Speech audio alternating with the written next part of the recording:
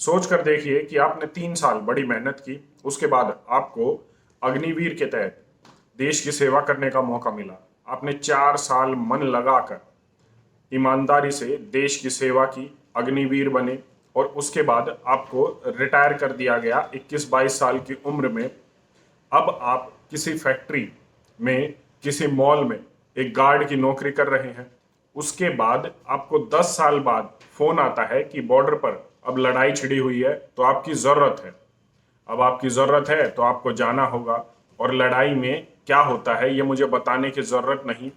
तिरंगा में भी लिपट कर आते हैं जवान और उनका बलिदान भी होता है। तो आप ऐसी स्थिति में क्या करेंगे?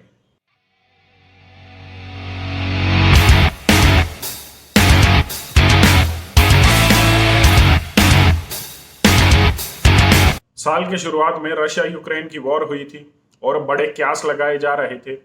दो धड़ों में भी दुनिया बटी, लेकिन धीरे धीरे सब डाइल्यूट होता गया। वो कहते हैं ना कि वक्त हर चीज पर पर्दा डाल देता है। चीजें आगे बढ़ती चली गई, लेकिन रशिया यूक्रेन वॉर अभी तक चल रही है। वो लड़ाई अभी तक चल रही है और लड़ाई लड़ना कोई छोटी बात नहीं होती। जो फाइनेंशियल एस्पेक्ट होती है एक लड़ाई की, वो बहुत बड़ी मार होती है किसी भी देश के लिए। इसके साथ साथ जो जान का, माल का नुकसान होता है वो अलग। ये दोनों देश वही झेल रहे हैं। अब पहले शुरुआत से ही रशिया में इस युद्ध का, इस लड़ाई का एक धड़ा जरूर विरोध कर रहा था और लोग इसके विरोध में खड़े हो रहे थे। जगह जगह गिरफ्तारियां हो रही थी, पुतिन के खिलाफ आवाज उठाई जा रही थी। अब इस लड़ाई को डिसाइसिव मोड में, निर्णात्मक मोड में लाने के लिए पुतिन ने बोल दिया है कि वो अपने 3 लाख ट्रेंड सोल्जर्स को मोबिलाइज करेंगे। इसका मतलब, जब भारतीय भाषा में बता दूं, हिंदी भाषा में बता दूं, कि जो रूस के अग्निवीर हैं, जो 3 लाख ट्रेंड सोल्जर्स हैं, जो अभी एज ए सिटीजन्स हैं वहां पर, अब आर्मी में सेवाएं देकर आ चुके हैं, उन लोगों को मोबिलाइज किया जाएगा। उन्हें 2-3 दिन की ट्रेनिंग दी जाएगी और उस ट्रेनिंग के बाद उन्हें इस लड़ाई में भेजा जाएगा। तो अब लोग कर क्या रहे हैं? लोग बाहर भाग रहे हैं जिन देशों में वीजा की जरूरत नहीं है। और कुछ लोग, कुछ क्या, या मैं कहूं ज्यादातर लोग क्या कर रहे हैं, जिसकी वजह से रशिया में ट्रेंड हो गया है कि how to break my arm at home. मतलब मैं अपने हाथ को कैसे तोड़ूं अपने घर पर। लोग अपना हाथ तोड़ रहे हैं जिससे वो अनफिट हो जाएं लड़ाई में या बॉर्डर पर जाने के लिए, और सरकार उन्हें न भेज पाए। 18 से 60 साल का कोई भी व्यक्ति, वो मैन हो या वुमेन हो, आदमी हो या औरत हो, उसे वहां पर भेजने के ऑर्डर पुतिन ने कर दिए हैं, मोबिलाइज करने के ऑर्डर कर दिए हैं, ताकि एक डिसाइसिव मोड में ये लड़ाई आ जाए। लेकिन सवाल ये उठता है कि अगर ये आपके साथ हो, हमारे साथ हो, तो हमारा काम या हमारा रवैया इस पर क्या रहेगा?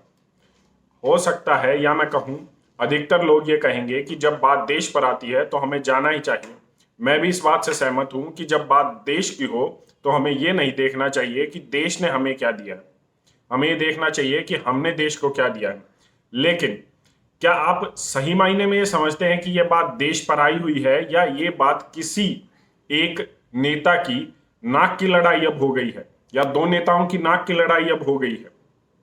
क्योंकि देखने पर तो ऐसा ही नजर आ रहा है कि ये दो नेताओं के आपस की नाक की लड़ाई है कि कौन जीतेगा कौन हारेगा।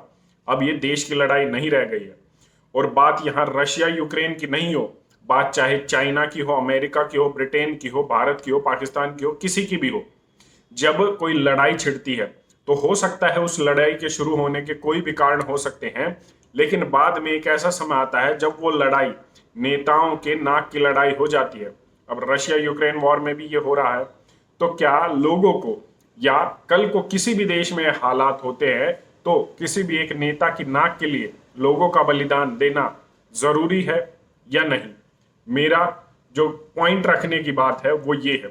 दूसरी बात, बलिदान देने से, अपने देश के लिए बलिदान देने से कोई नहीं डरता, सब दे देते हैं। लेकिन क्या उस बलिदान को नहीं पहचाना जाना चाहिए? आज हालात भारत के ये हैं कि यहां बलिदानी भगत सिंह जी को भी आतंकवादी कह दिया जाता है बड़े आराम से, और उसका विरोध भी नहीं होता। दुर्भाग्य इस देश का देखिए। तो 4 साल अग्निवीर, जब देश को जरूरत है तो वो आपको तनख्वाह देगी और उसके बाद वहां से बाहर निकाल देगी। ना तो कोई आर्थिक स्थिति को सुदृढ़ रखने के लिए आपको कुछ पैसे देगी, ना ही कुछ और। उसके बाद आप कहीं भी जाइए, कहने को आपको ये कह दिया कि ये इस कंपनी में आपको रिजर्वेशन मिलेगी, उसमें मिलेगी, सीएपीएफ में मिलेगी, लेकिन कितनी मिलेगी क्या कुछ पता है? 3 से 4 साल लगते हैं किसी भी एक युवा को तैयारी करने के लिए डिफेंस फोर्सेस में, और उसके बाद 4 साल की नौकरी। 21-22 साल की उम्र में जब उसकी नौकरी करने की सही समय होगा, तब आप उसे रिटायर कर देंगे, और रिटायरमेंट के समय देंगे क्या? पूरी जिंदगी उसे अपना देखना है कि उसे करना क्या होगा। आज भी जो शॉर्ट सर्विस कमीशन के रिटायर्ड फौजी होते हैं, वो किसी भी कंपनी के बाहर एक गार्ड की नौकरी करते हुए बड़े आराम से दिख जाएंगे, तो इन अग्निवीरों का क्या होगा?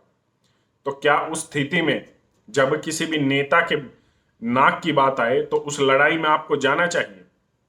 मैं तो फिर भी यही कहूंगा कि अगर बात देश की आती है तो हम एक आवाज में ये कहते हैं कि हमें जाना चाहिए, लेकिन जब बात नेता के नाक की हो तो हमें ये भी देखना चाहिए कि उस राजनीतिक सिस्टम ने लोगों को क्या दिया है, और उस पर अपना निर्णय ले कि क्या सही है क्या गलत। क्योंकि यकीन मानिए, आज भी इस देश में ऐसे फौजी हैं जो देश के लिए ईमानदारी से काम किया, बलिदान भी दिया, और जिनके घरों को कब्जा लिया गया, और जो सिविल क्राइम्स की वजह से परेशान हुए। आप इस बात से कितना सहमत है, कमेंट करके जरूर बताएं। धन्यवाद। जय हिंद।